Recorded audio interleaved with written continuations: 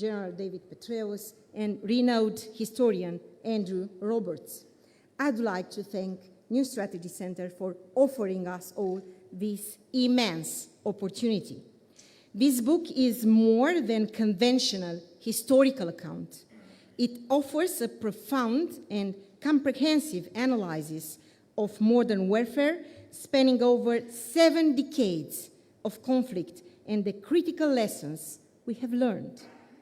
General Petraeus' career is a testament to his expertise and dedication, from commanding troops on the ground to serving as director of the CIA. His leadership has been instrumental in navigating some of the most challenging military engagements of our time. His ability to adapt, innovate, and lead with integrity has earned his respect worldwide. Conflict is a profound and timely book in which the authors explores the complexities of modern warfare, providing a nuanced analysis that is both deeply informed and highly accessible.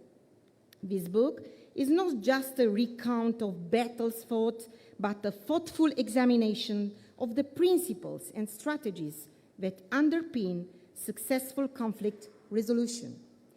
General Petraeus and Mr. Roberts take us on a journey through a multitude of global conflicts that have shaped our contemporary world. The Arab-Israeli wars, the intense Korean and Vietnam wars, the strategic Gulf wars, the ethnic turmoil in the Balkans, and the prolonged engagement in Afghanistan, and of course, Russian war of aggression in Ukraine. A particularly captivating aspect of this book is its exploration on how new technologies, strategies, and doctrines have continually reshaped the battlefield. The book's concluding chapter addresses a conflict of critical importance in our time, Russia's war of aggression in Ukraine. Here, the authors provide an analysis of strategic errors and the severe consequences of neglecting historical lessons. This conflict underscores the danger of hubris and the necessity of learning from the past.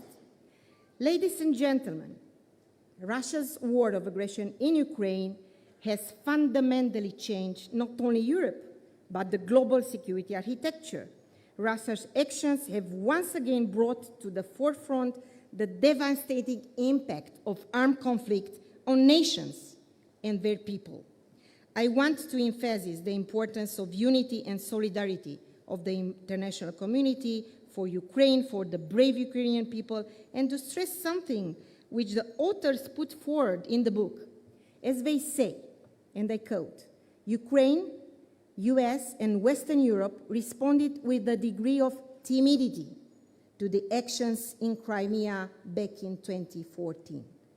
But the pivotal events of 2014, when Russia's illegal annexation of Crimea shocked the international community, also provided a reminder and a strategic awakening regarding the volatility of geopolitical interest, and most of all about the capacity of Russia's threats and actions.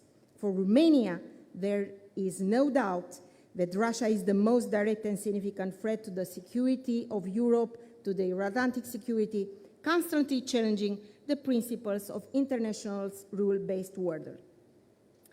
We have entered the third year since the Black Sea became a front line for Russia's war, and we are facing in the region multiple threats, from drifting naval mines, limiting the safety of navigation, drone debris found on our national territory, and also hybrid actions like propaganda and disinformation meant to destabilize, and the clear example here is the Republic of Moldova.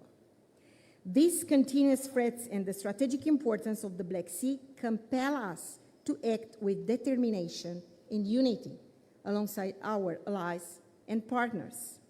As we stand on the precipice of a rapidly changing global landscape, the insights provided in the book in the conflict are more relevant than ever. Conflict challenges us to think critically about the strategic landscape, the dynamics of power, and the pathways to peace. The most effective strategies remain those that are adaptable, informed, and grounding in a deep understanding of history.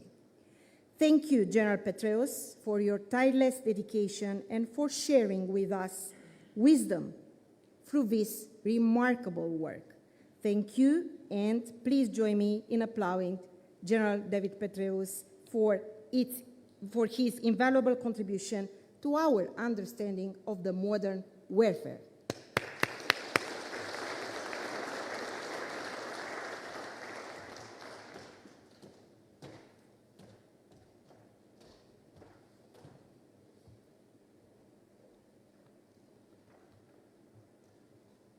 No security conference would be complete without hearing from the Office of the Chief of Defense, the leadership responsible to defend a nation and deter aggression.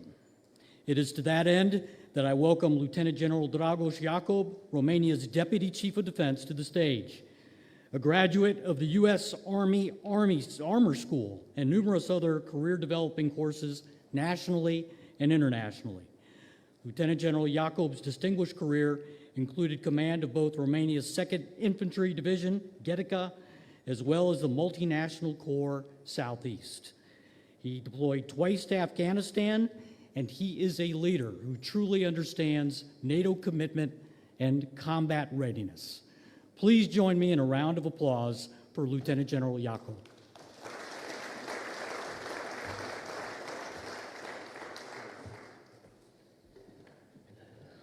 Well, you got me emotional, Dave. Distinguished guests, ladies and gentlemen, it's an honor and a privilege to be in front of you tonight. First of all, let me congratulate New Strategy Center and its partners for organizing this event.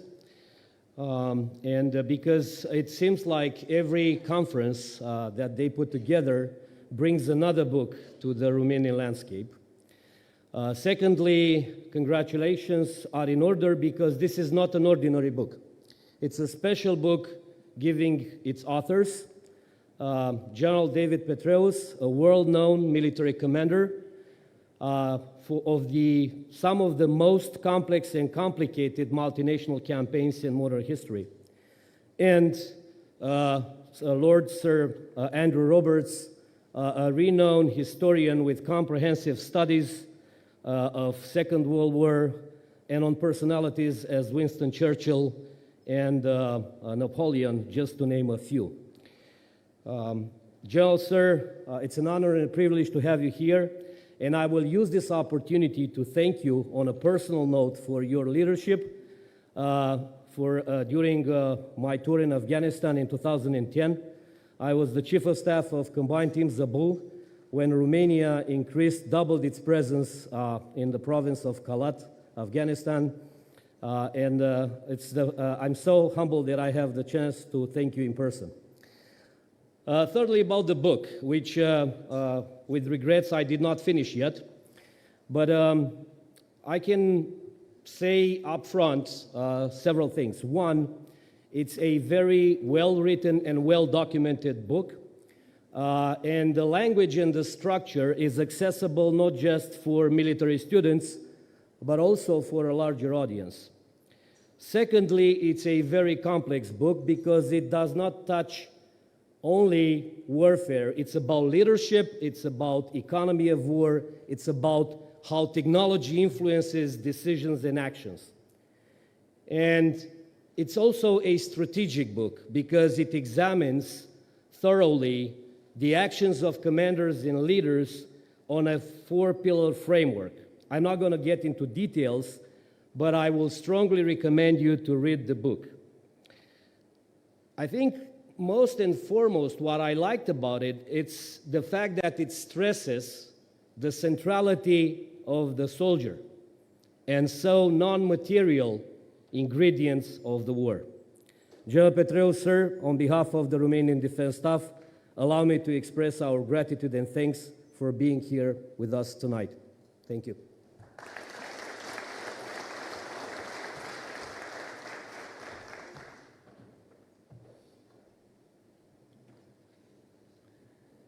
A special welcome to two ministers from the Republic of Moldova who joined us as the conference was beginning. Minister Parlikov, the Minister of Energy, and Minister Spinu, who is the Minister for Development and Transportation. Domnilor, bine ați venit.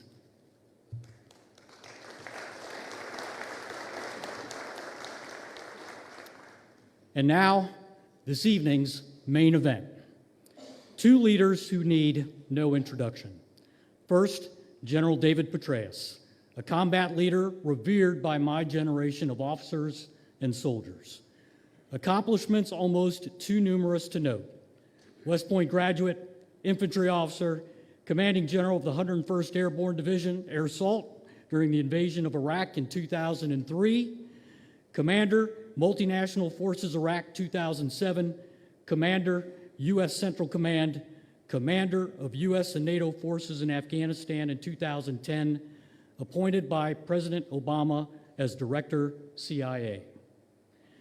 Joining him on stage, a great military leader in his own right, General Daniel Petrescu, infantry officer, graduate of the U.S. National War College in Washington, D.C., led units at multiple echelons during peacekeeping and combat deployments to include Iraq, the KFOR mission in Kosovo, and the ISAF mission in Afghanistan. In Romania, he commanded the Multinational Brigade Southeast, Multinational Division Southeast, and served as Romania's Chief of Defense from 2019 to 2023.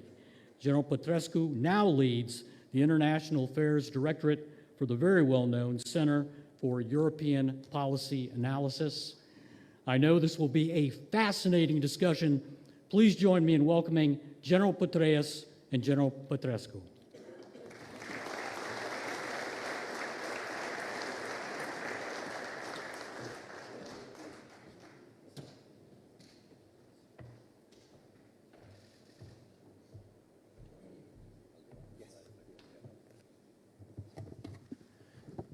Well, let me grab the microphone first and just say thanks for doing this.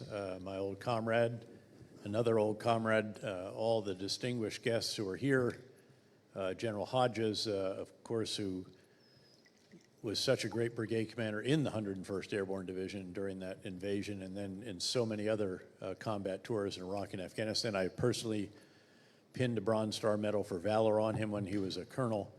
And nice to have reinforcements in James Carafano and some others here as well. But such an honor, such a privilege. It's great to be back.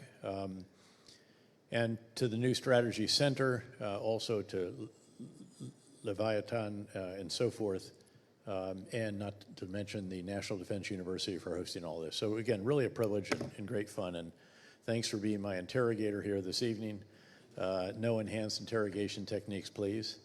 And I should also just note, I do appreciate the very kind introduction. I especially appreciate that you did not mention that I was runner-up for Time Person of the Year in 2007 to Vladimir Putin.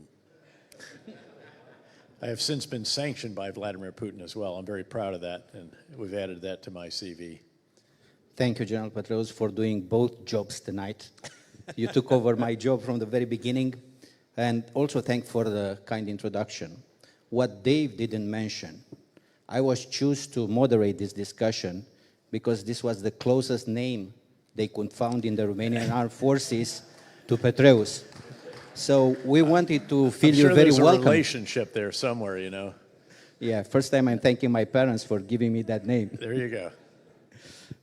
It's an honor, a truly honor, and a privilege for me to be together on the stage with General Petraeus. An honor, General Petraeus, because you have many fans in the Romanian Armed Forces. You are a highly appreciated strategist. You are a war hero. And you would be surprised how many in the audience or in the armed forces are proud to say, I served with General Petraeus, or I served in the area where General Petraeus made a difference.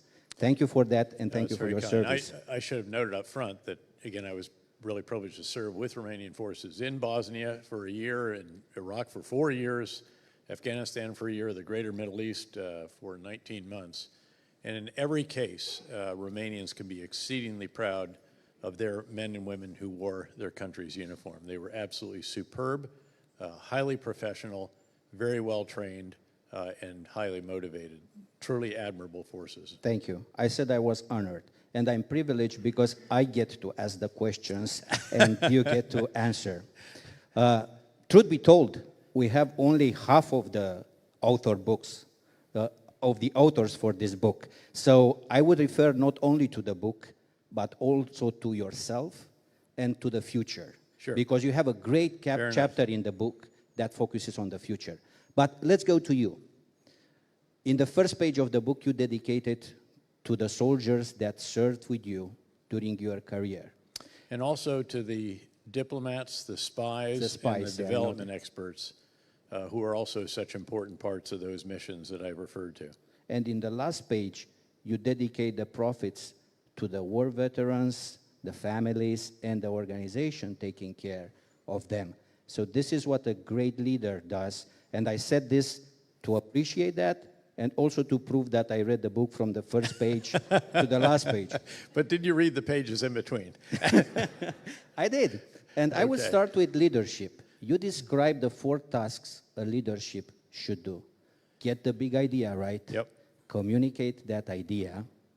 You know, persuade everybody to follow and follow the idea relentlessly, and review and update your strategy when necessary. What were the events in your life and your career that helped you form that strategic thinking and got to this conclusion? Well, this is actually an intellectual construct that I developed for the exercise of strategic leadership, because there's a unique aspect to the person at the very top, and I'll explain that. But the truth is that every leader at every level performs the 4 tasks I'll identify. The difference is that everyone below the strategic leader is performing them within the constraints or the confines or the intent of the strategic leader's decisions on the fundamental strategy, on the big ideas. I developed this particular intellectual construct during between my 3- and 4-star tours in Iraq, at the same time that we were doing the counterinsurgency field manual, overhauling all aspects of what we call the road to deployment. Every one of the courses, we oversaw all of the commissioned, non-commissioned, and warrant officer courses throughout our Army. I was also the commandant of the Staff College, School of Advanced Military Studies. It was really quite an extraordinary. We had 6 different hats. And if you kept them all spinning fast enough, nobody really knew who was giving the orders, and they just decided to follow them. But in this construct, as you noted, the first is to get the big ideas right. This is far and away the most important task of a strategic leader, because if you don't do that, the enterprise is probably doomed to failure. And people think, oh, but of course, you know, you had all these courses in graduate school and staff college and all the rest of this. Surely they get the big ideas right. That's not the case. It took us 13 years to get the big ideas right in Iraq, or I'm sorry, in Vietnam. The French never got the big ideas right in Indochina. Dien Bien Phu was a horrible big idea, and then Algeria, the same thing. In the case of Afghanistan, I have noted that it took us 9 years to get the inputs right, about 8 years to get the big ideas right, that it had to be. There's no escaping that it had to be a comprehensive civil military counterinsurgency campaign. However much Washington didn't like that. There was no alternative. And then it took even another year to get almost the right level of military resources and all the other capabilities that we needed, the right organizational architecture, the right leaders, the right preparation of our forces, the right equipment, and all the rest. So again, this is not easy stuff. Iraq, we had some horrible big ideas early on after a brilliant invasion, toppled the government, and then what did we do? We bring in a pickup team of individuals led by an ambassador who had spent minimal, if any, time in Iraq, sets foot on the ground, doesn't even ask those of us who have been here for several months, fires the entire Iraqi military without telling them how we're going to enable them to provide for their families, and create hundreds of thousands of Iraqis with weapons and military training whose incentive was to oppose the new Iraq. And then we compounded that by firing the bureaucrats, tens of thousands of them, the level 4 Ba'ath Party. The levels above that, fine, but when you get down to level 4, Saddam's party to be sure, when you fire all of them, we needed them to actually help us understand a country that we didn't understand sufficiently and help to run it. And instead, we put them on the ash heap of history without an agreed reconciliation process. And so we've stumbled for a year or so there. General Casey came in, got an awful lot of things right. But then because of a terrible event in early 2006, it invalidated the strategy. It took us too long to recognize that.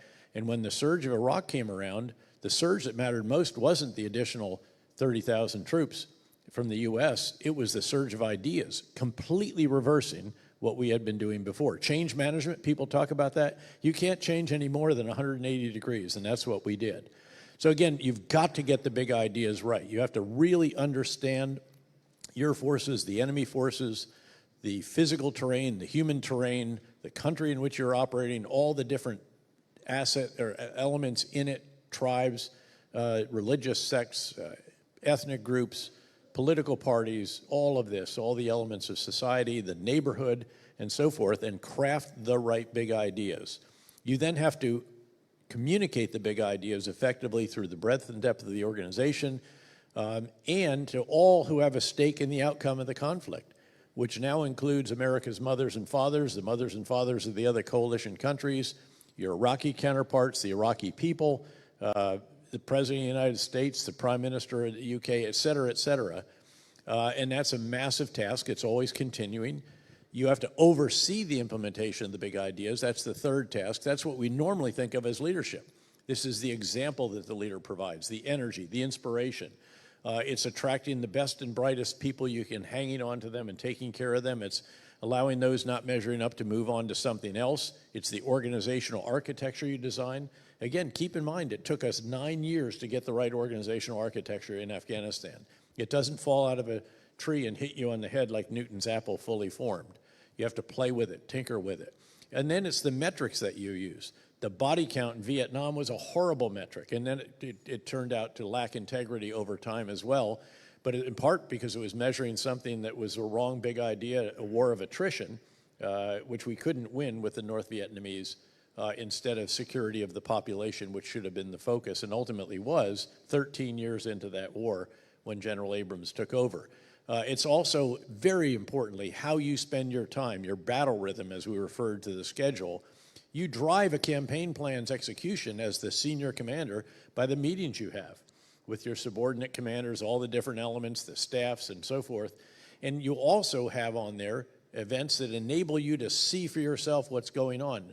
2 to 3 days a week, we would, right after the morning updates, we would get into an armored vehicle or a helicopter or a plane, and we would go out and join a small unit somewhere in Iraq and go on patrol with them and try to get some sense of what it is that they're dealing with outside the wire, under body armor and Kevlar helmet with weapon, doing what only they can do, which is translating the big ideas at my level into concrete action at their level, doing, again, only what they can do, which is to engage the enemy and engage the population. There are also events on your battle rhythm that enable or even force you also to perform the fourth task of a strategic leader, which you cannot overlook. If you overlook this fourth task, which is to determine how you need to refine the big ideas as the context evolves, if you don't do that, you're going to end up like Kodak. Kodak was the king of film photography and services. It had 2,000 patents on digital photography, but it failed to make that the new big idea early enough. Others got there first, and it has ceased to exist as we know it. So you have to perform all 4 of these tasks. We had formal events where I would sit down with all of the chiefs of the lessons learned teams, with the strategic planners, with the operational planners, and the idea was to identify how we needed to refine the strategy, the big ideas, so that we could communicate them, oversee the implementation, and do it again and again and again. And this is crucial. And when you go through the book, the common theme is really analysis of the quality of strategic leadership. And it won't surprise you that generally the side that has the best strategic leadership prevails. And when it comes to Vietnam, the best strategic leader was neither French nor American. It was North Vietnamese General Giap. But in your position, you were able to influence the military strategy. And you mentioned in the lessons learned from Iraq. how important it is to get right not only the military strategy, but also the political strategy above it. And the political strategy somehow is in charge with giving you the resources. How do you link your strategy to resources and influence the political strategy on that? Well, I had a very, very close relationship with individuals in the White House from my 2-star and 3-star tours, and even back to Bosnia because of certain events. I was not only the NATO chief of operations as a 1-star, I was also the deputy commander of a clandestine joint task force with our special mission units that was doing the war criminal hunt, and then also the first counterterrorism operations after 9/11. It was not Afghanistan, it was actually in Sarajevo and some other areas, and we had a lot of interface. So this relationship existed, and I sought to continue it during my I had 6 commands as a general officer in a row. 5 were combat, 1 was not. The one that was not was, again, at Fort Leavenworth doing those tasks that I described, but I had a very close relationship with a woman who is called the War Czar. And I'd see her every time I went to Washington, even took her to a Ranger graduation one time when an Iraqi officer graduated. And she called up several times. One of those times was in December. Again, the surge started in a couple months later. And she said, if you were the commander in Iraq, the next commander, what would you need to accomplish the mission? And I said, everything you can get your hands on. And that happens to be 5 U.S. Army Brigade combat teams, 2 Marine battalions, the Marine Expedition Unit, an Aviation Brigade, and other division headquarters. I mean, it would work this out. That's all that was available, by the way.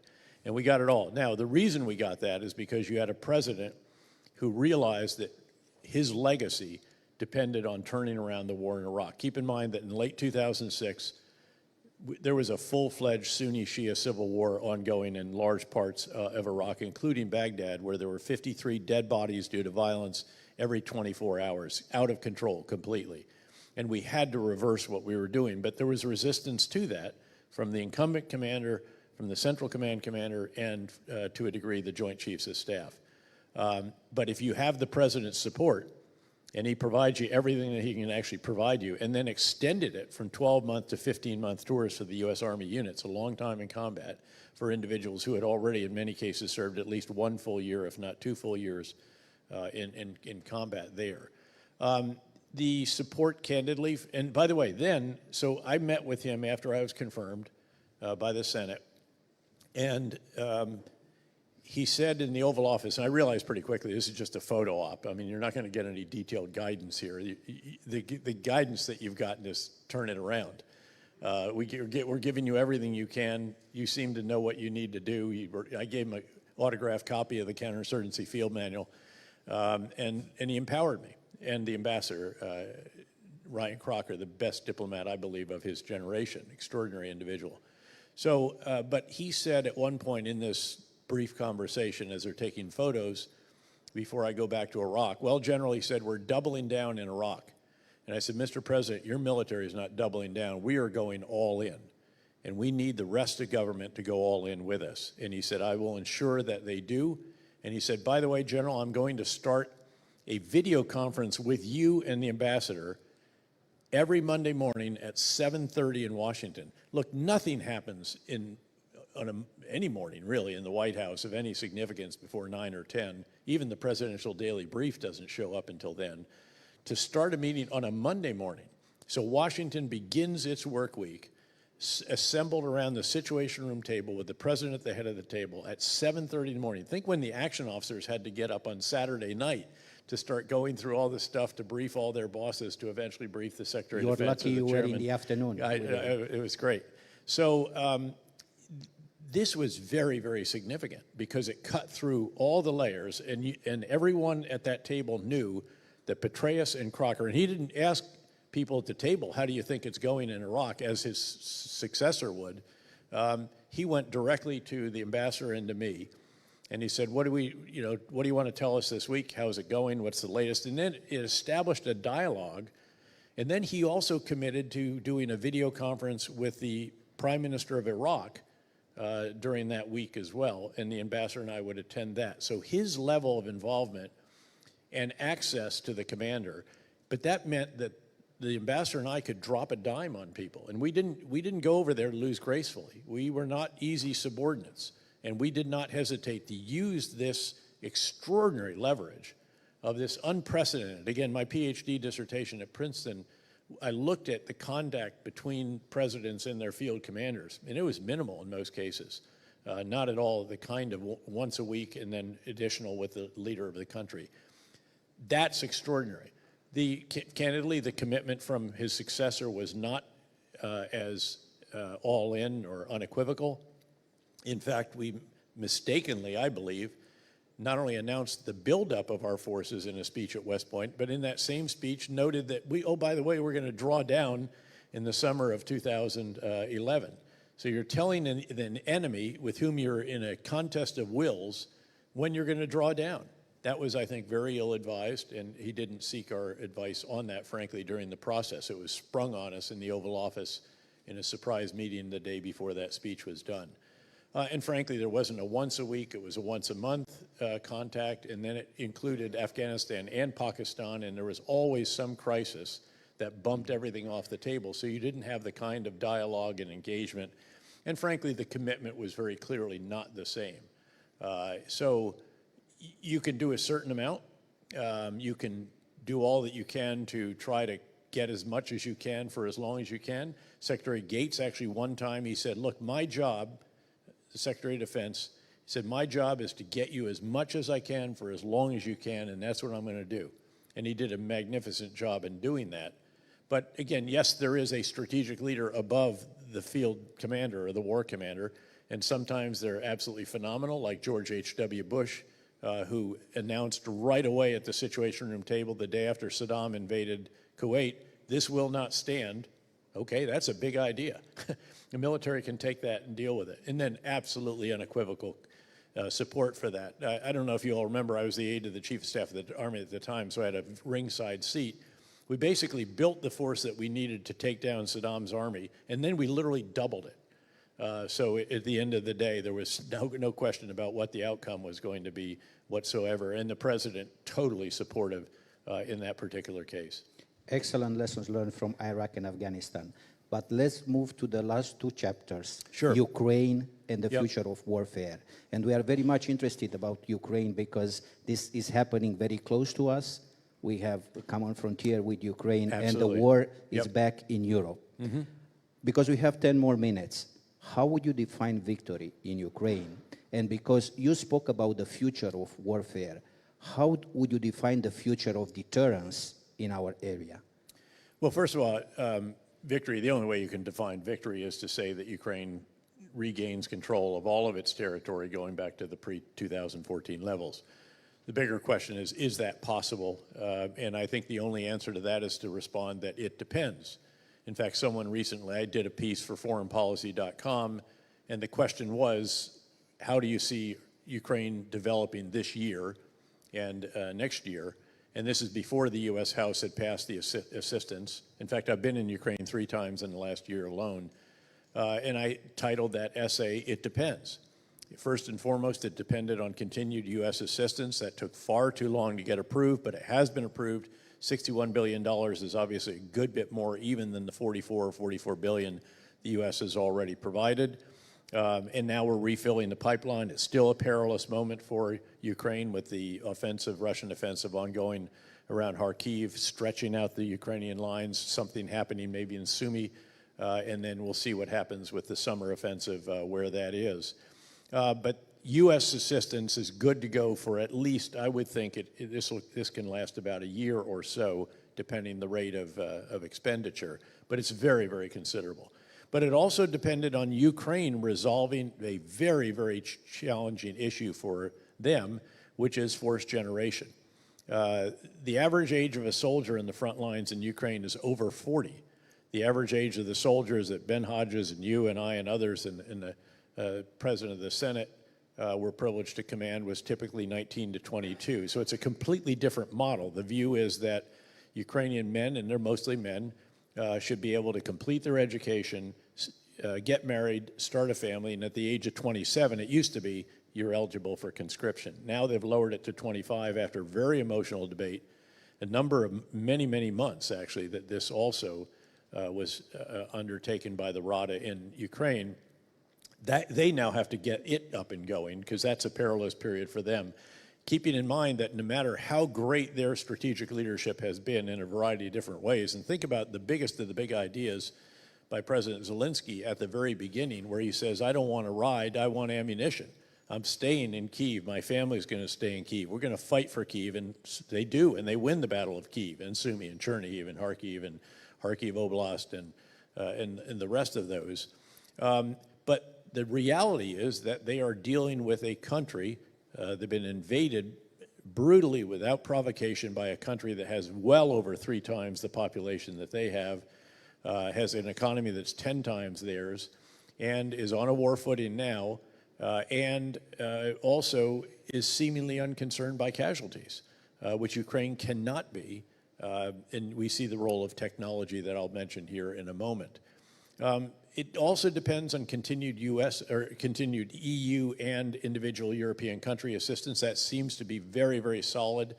And of course, the further east you get, the more solid it is, noting that you have the longest border, I believe, with Ukraine of any European country, and a very long one with Moldova as well. It depends on the technology race that's going on in Ukraine. Ukraine is producing tens of thousands of drones every month now.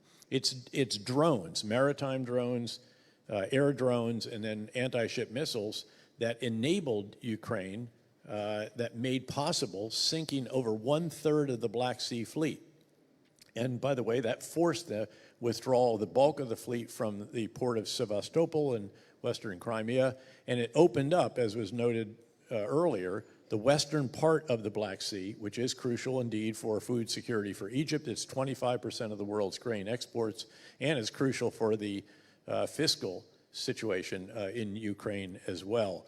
And that's an example, by the way, of what technology can do, just as you see examples on a daily basis of use of a variety of different Ukrainian-made drones that are very effective, but there's a race going on there with the Russian trench EW, the electronic warfare systems, and so you have a back and forth in terms of offensive and defense. The Ukrainians are even using remote-controlled machine guns now, and other innovations. And they have to a degree, because they just can't muster the same number of soldiers on the line.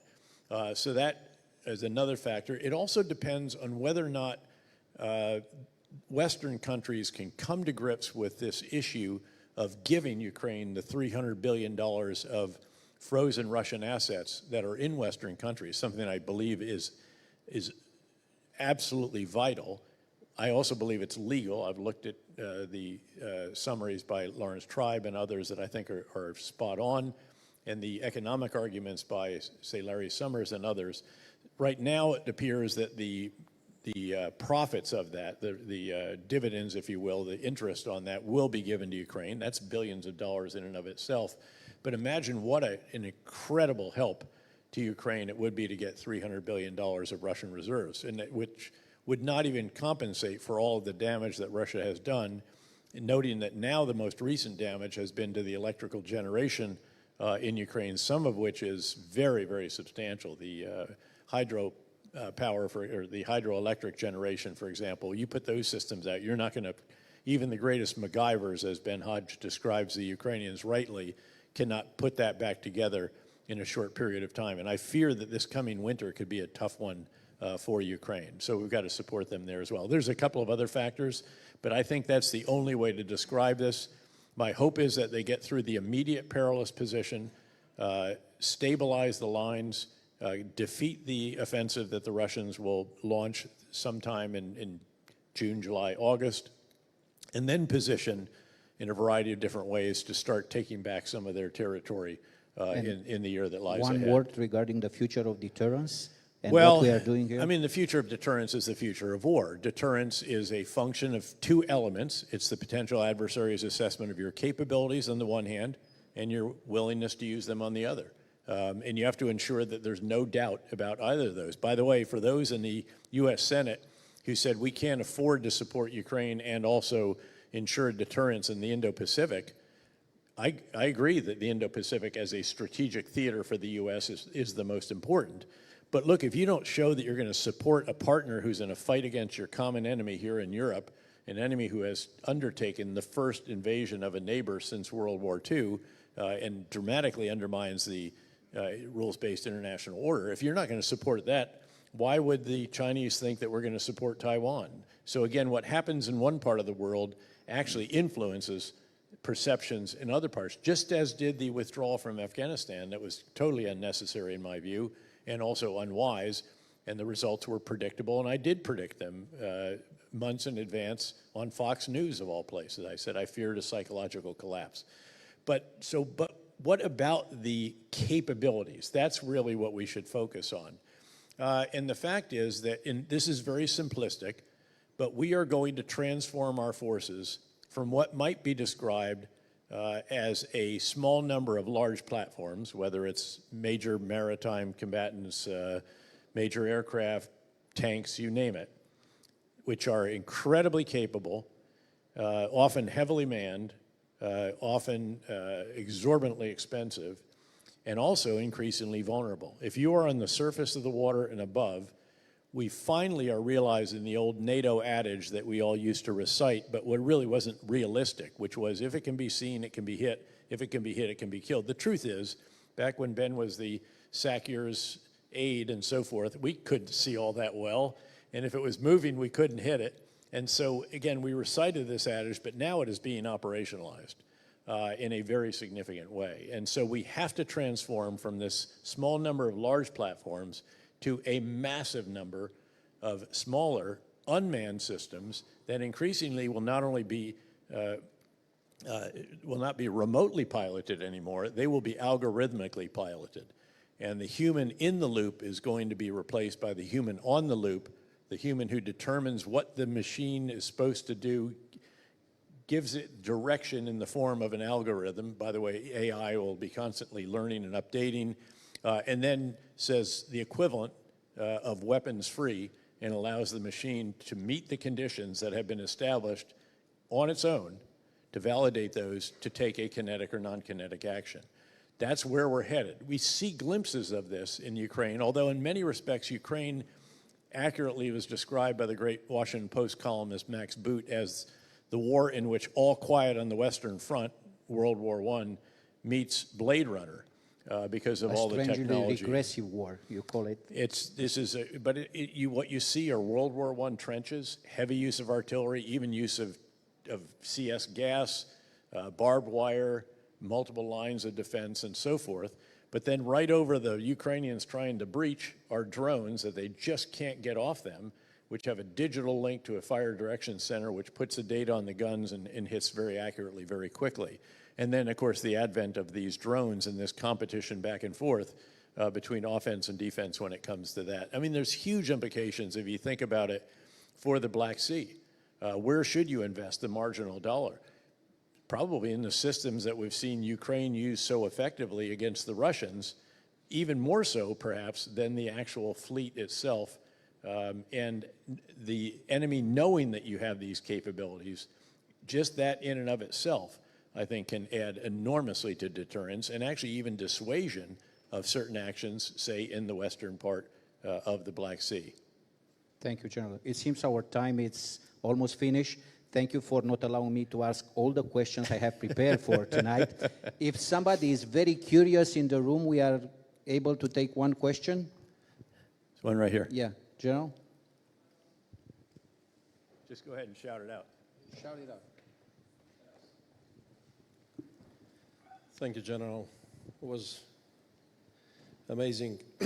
I'm retired Major General Paul Hormuz, and I would like to ask you, because deterrence was mentioned here, and I've seen recently that more and more people are talking about deterrence starting at home, that the first line of deterrence should in fact be keeping the cohesion of our Western societies and making sure that our adversaries are not using any opportunity to affect that. Because otherwise you can have the best kit in the world, But how can we deal with that? I know it's not necessarily a military question. Well, again, it'll start, frankly, with strategic leadership. There's going to have to be leaders that get the big ideas right. I would contend that the leaders in Romania, including the then Prime Minister, who is now the President of the Senate, navigated these issues quite well. If you compare and contrast Hungary, for example, now there's sort of cohesion there, but it's around some very flawed big ideas that have dramatically reduced freedom of speech, the independence of the rule of law, and a variety of other issues. And that is fracturing the cohesion of Eastern Europe's politics in many ways. It was reassuring to see that reversed to a degree in Poland. But look, we have challenges in the United States. The hyperpartisanship that prevented getting the House of Representatives legislation through when it should have gone through because of a marginal number of individuals in a very extraordinary situation in the House, that doesn't help. And that communicates a mixed message. So you're exactly right. The same about those that were arguing that we shouldn't support Ukraine because we couldn't afford to do that and also do the Indo-Pacific and say Israel or something, again, just wrong-headed. That undermines deterrence. It gives the enemy, injects some question about our staying power. But again, you have to therefore have the political leadership, the political consensus that is sufficient to make sure that those kinds of issues don't arise. But this is one of the challenges around the world. I might actually end just by offering my sense of the overall global situation, which is that, and this is obviously from a US-centric, Western-centric, frankly, perspective, as you would understand. But I believe that the US and our Western allies and partners face more challenges right now in number and greater complexity than at any time, at least since the end of the Cold War, and even arguably since World War II. If you think of the US and its allies and partners together as the guy in the circus that keeps a bunch of different plates spinning simultaneously, there's more plates in that tent, and they represent more complex challenges than at any time since the end of World War II. And that almost puts a premium, again, on the kind of cohesion and degree of consensus. This is not to say there shouldn't be very vigorous debate or there shouldn't be freedom of expression or, again, all these other elements that we believe we embrace in democratic societies. But there's a China plate that is bigger than all the others in that tent, particularly complex. Obviously, the Russia plate is more menacing than ever, very concerning. There's a North Korean nuclear program. Iran is at least 3 different plates, their nuclear program, support to malign actors, Shia militia, and also Hamas in the Middle East, including the Houthis disrupting freedom of navigation in the Red Sea, Hezbollah, Shia militias in Syria from Iraq and so forth, and then also their drone and missile programs, which you see being used by Russia to a very considerable extent. There are still individual Islamist extremist organizations that you have to keep an eye and pressure on. We saw what happened when an eye and pressure was taken off the Islamic State in Iraq after our final combat forces left, and the first ever Islamist extremist caliphate was established, and we had to go back in, help the Iraqi security forces and then the Syrian Democratic Forces eliminate that. We see, again, forces of populism, which can be very, very challenging for the individual countries in which they're located and for the blocs in which they're located. Let's look at the EU Parliament elections and see how much do these sort of what we would see, I think, as more extreme parties, much do they make in the way of inroads there? Look, there are manifestations of climate change that are ever more alarming. You know, the storm of the century now is every other year. Wildfires are vastly worse than they ever have been in the past. These require, again, these are plates that you have to keep spinning. There are cyber threats that are ever more diabolically clever, including nation states that are using cyberspace to create the kinds of differences, to magnify them, to pour gas on burning embers of real differences in our societies. And so and I can keep on going here, but you get the idea. This is a very, very challenging period, and it's one in which we desperately need strategic leaders that can provide the kind of big ideas, communicate them effectively, oversee their implementation and refine them and do it again and again and again that can deal with those kinds of challenges. And that strategic leadership is not always sitting there in the wings waiting to go on stage. Where it is, and you're fortunate, it's very, very important. It's the crucial element in contemporary politics and governance, just as it is in conflict. General Petraeus, thank you very much. These are great words, great insights, and a great book. Congratulations General, again. Thank you very much for being with us Thanks to tonight. all of you. Thank you. And thank you for Privileged your to be back. service.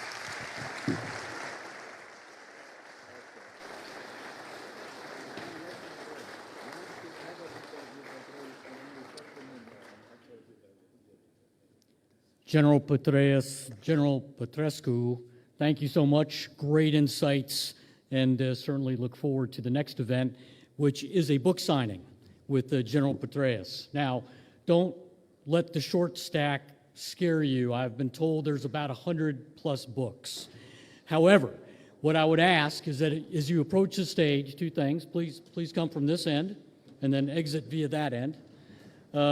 And please limit your time with General Petraeus because there's a lot of people here that want to see him and speak with him. Also, I would say following the book signing, please join the New Strategy Center for a cocktail in front of the auditorium of the mezzanine. And to all our distinguished guests, thank you and have a wonderful evening.